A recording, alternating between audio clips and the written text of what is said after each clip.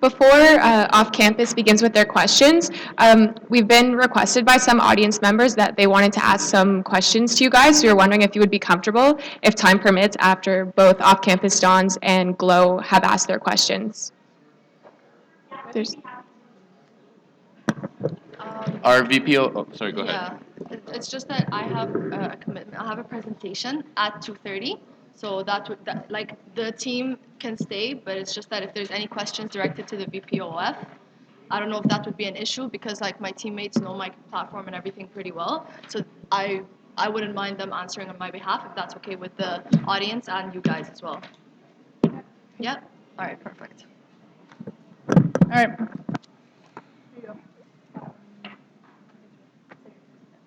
Oh, that's loud. Okay. Hi, I am Clay Batowski. I am the current service coordinator for the off-campus community. And I am Ozzy. I'm a current Don and future coordinator. Don, yeah. Yeah, the other kind of Don, the cool kind. Okay, so we have our first question is for the VP internal, and it will be answered as Spark Nova Green. The first question is, what do you think the OCC does as a service?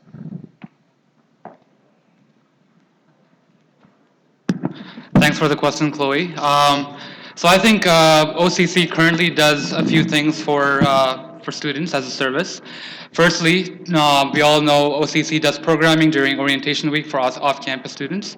Secondly, OCC provides that community for off-campus students through events throughout the term. And thirdly, OCC is just there as a community office where off-campus students can come and talk to their dons and get support and help from.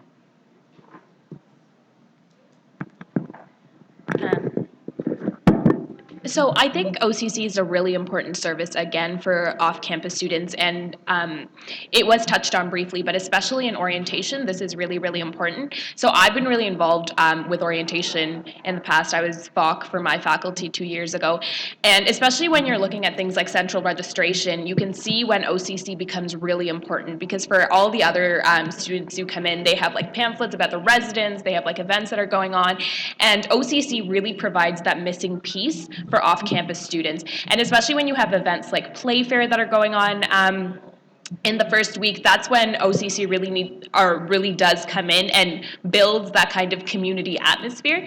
And especially for students who are living off campus in their first year, it's really hard to meet people because residence is one of the key factors for that.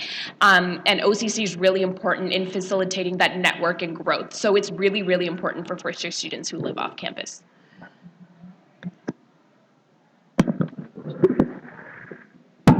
Fair service, off-campus community, OCC is the services off-campus community, campus community, which provides students with a off-campus services, like they have a don, upper year dons, which help students in providing them with an information, and they are resourceful people who help them in providing such as for example they help them in school, in study, in landlord issues or other issues. So I think it's one of a very valuable service that we have in University of Waterloo. Thank you. Thank you so much, guys. So this one is for the VP internals again, and it's going to be Nova Green Spark. What do you think is the biggest problem for OCC, and what is your solution? So I think one of the biggest challenges for OCC is continuing to have engagement of first-year students once like that initial orientation week experience is done. Because during orientation week, like whenever there are residence events or whenever students don't have faculty events to go to, they do have OCC programming, and it's hard to continue to maintain that same sort of relationship once orientation week is done, just because of the feasibility of trying to get everybody to come out and having students dispersed across all of Kitchener-Waterloo. And I think things that we can really do is, again, increase marketing of these events and collaborate with other student groups. So a lot of times, you'll hear about events running in residence, and then you might have first-year students who are like, oh, well, I'm not in residence, what do I do now? And if we really have OCC push with student societies and student faculties, we can market OCC events a lot better, and as a result, we can also continue to provide the same level of support that DONS might provide to students in residence.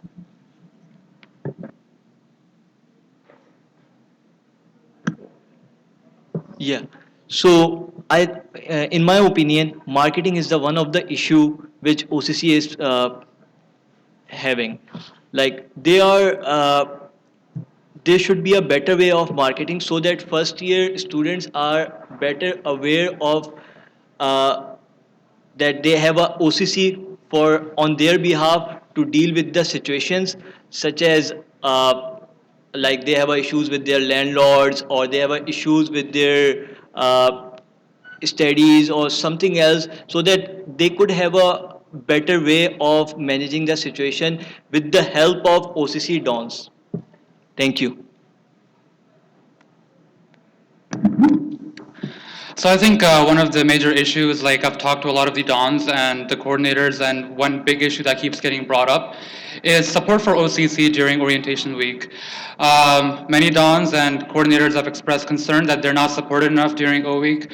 They've expressed concern that DONs and off-campus programming sometimes is given the last priority during O week. So that would be one thing that Danielle and I have discussed and we would like to address. So having OCC involved in the early planning process for orientation week would be the first step to deal with this. Secondly, getting the information about what events are coming up to the DONs, because a lot of the DONs have complained that they know about the events very late on in the process and they're not exactly prepared to carry out these events successfully during orientation week. So that would be another thing that we would want to address. So I think to summarize, orientation week is one big issue for OCC, and Danielle and I would like to address that. Thank you. Okay, our next question is directed at VP Operation Finance, and the order will be Green, Nova, Spark. The question is, what do you envision the future of OCC? Thank you for that question. So one of the first things that I want to mention about the OCC is that it does a great job in connecting the first years who live off campus to all the events and everything that goes on specifically during orientation week, because they don't have the DONs living with them like the first years do living on residences.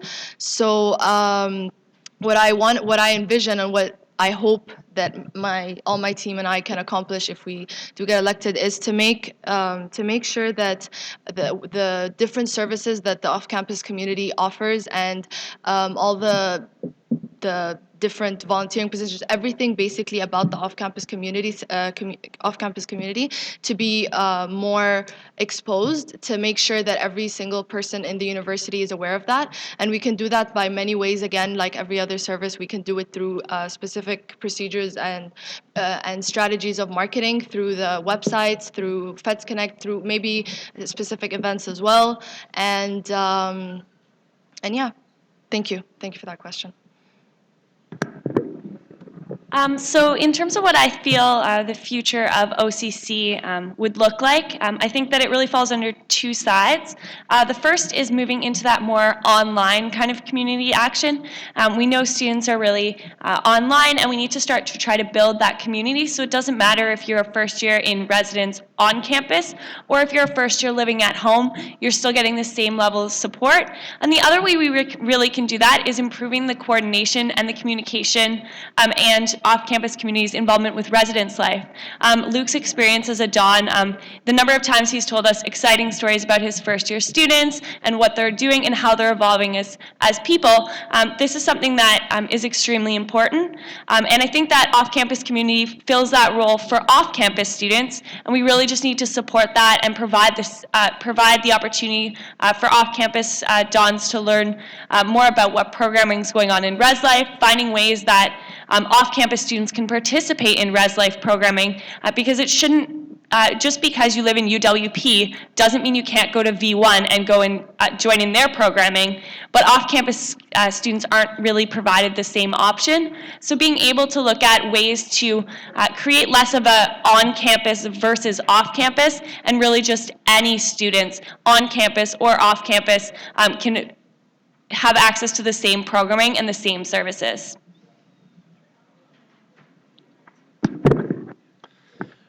Great question, by the way. So I think the creation of the new advocacy director that you guys are coming up with for next term is something where you guys can really capitalize on in terms of supporting students in the endeavors that they have off campus. So obviously with tenancy,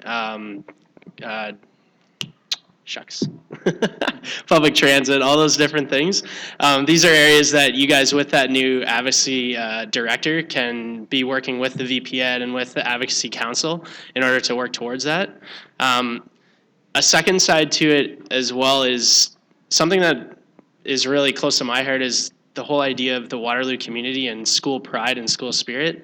And I think that you guys really are in a unique position to help engage those students from the off-campus community and help them really identify with Feds, with the University of Waterloo, and with the Waterloo Warriors brand. You guys really have your finger on the pulse in terms of how they are connecting and the ways that Feds can really reach out to them. So using you guys as a resource and all your knowledge is something that we would really like to do in order to improve how Feds serves our students.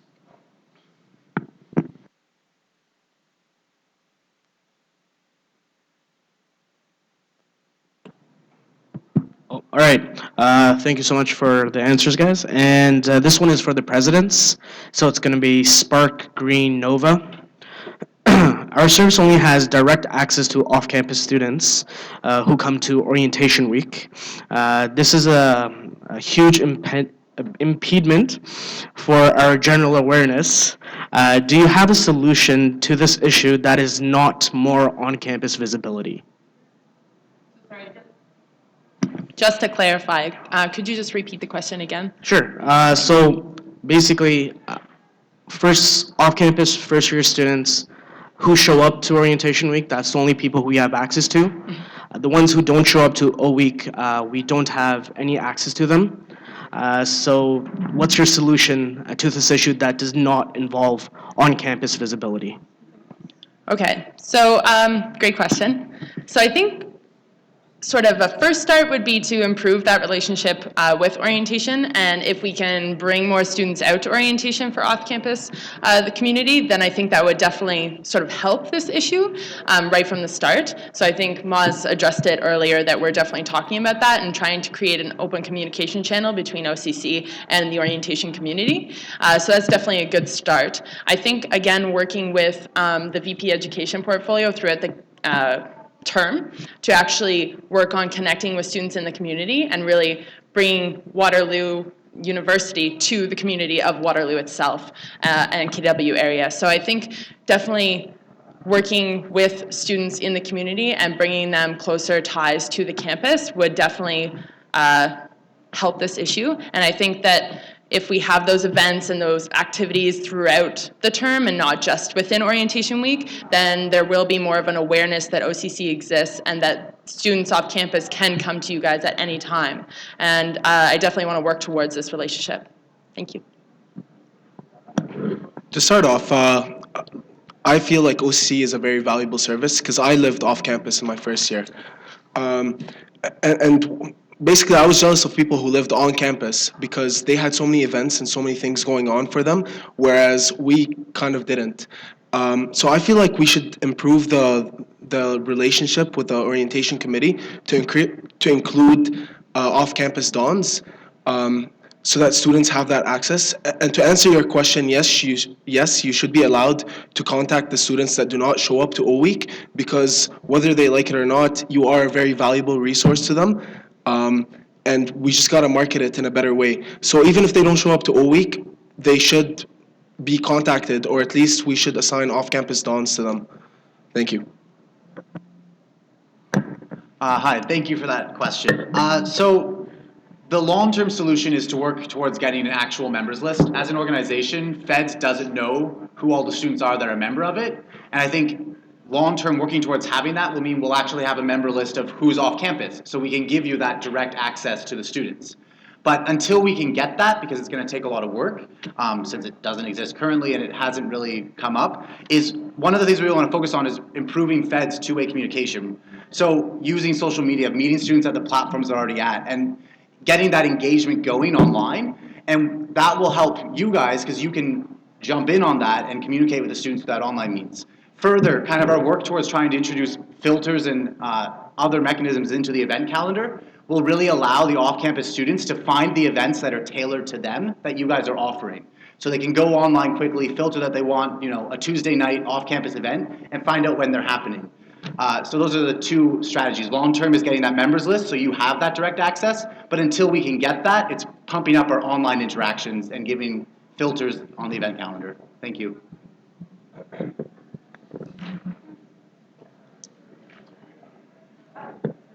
Yes. Sorry, I find Team Nova talking a lot about making it all online. Doesn't that defeat the purpose of off-campus community? Because if I'm doing everything online, then really that's pointless. Me being off-campus first year, if I want to go online and just chat with everyone whoever else is living off campus, I think that would defeat the purpose of OCC. Yeah, so I'll respond. Online communication is only the first step. We need to communicate with them at all in order to be able to get them out to events, to get them interacting with that wonderful community that off-campus community provides. So getting that online communication so they have that initial interaction, they know that it's a group of people, it's a community that they can be a part of, helps move them to become people who will interact in person and come out to those events that you guys offer. Thank you. Our next question we have is, again, for the presidents. Prepare. The order will be Nova, Spark, Green. This is a bit of a long one. So our first contact with our off-campus students is, again, at orientation week. Since the loss of Fed Hall, we no longer have an adequate spacing to accommodate our students. What do you suggest as a solution that does not result in having 700 students sitting in the hallways of QNC? Okay, that's a really fun question. So I mean, in the short term, we need to be creative with what we do in orientation week. There's only a few spaces on campus that can accommodate that size, PAC being the first one that comes to mind, but there's difficulties with that. But I mean, it's being creative and finding out how we can use that. And I think using those spaces, we can also look at community partnerships and trying to see if there's any good off-campus spaces, bring the students into the community, get them to be a part of the broader KW community that exists, that they're going to be living in, so that they can feel, they can feel part of the city community as well as the university community. And in the long term, it's really looking to find more and new, interesting ways of student space. So whether that's a new building, whether that's renovating somewhere else, when we build that space, we need to make sure that it fills that missing need currently on campus of having a large event space that can be used for other things as well. So short term is kind of using what exists and being more creative with the space allocation across the faculties and the different programming during orientation week. Long term is looking for new space solutions. Thank you. Great question. So I was very involved with the cross-campus or FEDS committee with orientation, with being FOC for that team for the first time in 2012, and then being a coordinator last year. So I definitely understand that frustration with the disconnect in communication between the two parties, OCC and orientation. And I think that that definitely wasn't the most ideal space to seat that many students along the floors. I definitely was actually there helping out with those events. So I think talking with the different mediums of groups on campus, including athletics, so building that relationship with them and maybe using PAC, as Jesse mentioned. I think that would definitely be a way for the university to jump on board with the OCC community and really open those lines of communication. I also think that as long as there's no rain in the forecast, definitely outside would be, I know we have had events for OCC students on the greens that we offer near the residences, and I think just opening that communication earlier on before orientation would be beneficial to both parties. I think having them on the committees that talk about what events are actually going to happen during orientation week, and that way they can educate their own dons on what's happening prior to the day of would be definitely a way to solve these sort of efficiency issues. Thank you. So according to a survey by COU, Waterloo actually falls behind the average student space the most, and it's something really unfortunate. Now, I cannot express how sad we are for losing Feds Hall, but I feel like we've been talking about it for too long, and my team and we're very sad because of the fact, but I think we're at a point where we gotta stop thinking about that, and we have to push forward. We have to look at new ways. We have to be creative with our space, since we're so limited. I cannot make daring promises to build like a new building, because unfortunately that takes a really long time, especially dealing with administration. But to deal with O Week and to deal with the 700 students that had to be jammed up in QNC, we have to find another space to use, maybe even outside, maybe on green grass.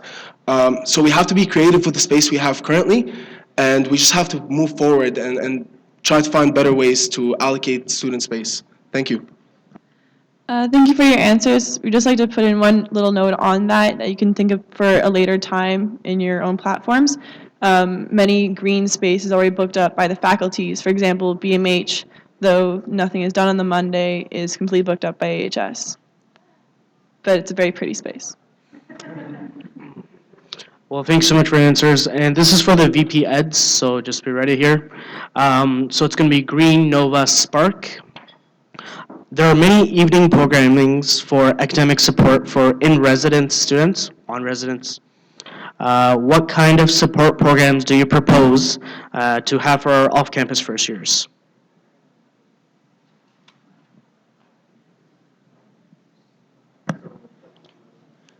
So I think making sure that students who are off campus have access to these is very, very important. And making sure that they're available during the day as well. I know that they're often available at night, and students don't want to be staying perhaps on campus if they live off campus up until 7, 8, 9, or 10. I know I used the one in MKV when I was a first year, and it was convenient because I was in V1, but it wouldn't be as convenient if I had lived off campus. Perhaps getting more awareness about the shuttles so that students who are off campus can shuttle after using the services if those aren't able to be changed, but really focusing on having more programming during the day that off-campus students will be able to use will be key. Thank you. Thanks for the question. There's definitely an unfair distribution of resources between residents, students, and off-campus. I've seen that firsthand. And I know things like there's tutoring for Bio 101, even the societies come in, like Arbus has come in, and I don't understand why these services can't be provided to all students. If there's a bio tutorial, all students that are in that program should be able to come to it. It shouldn't just be limited to people that are in residence. Something really cool that residence does, and I would be curious to talk to OCC after if there's any interest, is the idea of peer mentorship for certain programs. So again, you can live in a living, learning community, and they can provide, it's an extra mentor on top of the Don that focuses just on the academic needs. I think this is a great program. Personally, my community is not that, but I've heard of a lot of Dons that they love their peer mentor and they love to work with them because they're able to provide those academic needs that they're just not possible to cater to their students. So this is something that I would love to explore with OCC. The other thing that we could look at too a little more is SSO also does a lot of great programming, and that's not just for residents, it's for everyone. So maybe that's working with SSO to have better communication with OCC and with off-campus students on how to get in front of these programs and get into them, so they can have the access to them, because it doesn't get advertised as well as it does in residence. Awesome. I totally agree with Luke's last point. The SSO, I think, is a great support system and service that needs to be used more often. So what great way to do that than connect them with OCC directly and create that daily programming and open up the evening programming at residences to off-campus students as well as on campus. I think I got it. Like, the Student Success Office would be the ideal support system for this kind of academic support and whatnot. And like creating a program or a time of an event where the academic advisors can also be present alongside the Student Success Office to present the support that the students need. Thank you.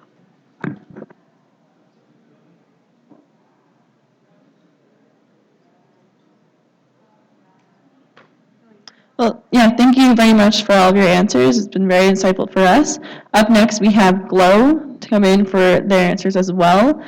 We're taking a 5-minute break? Yep. Nice. We're taking a 5-minute break, so everyone can come back after that.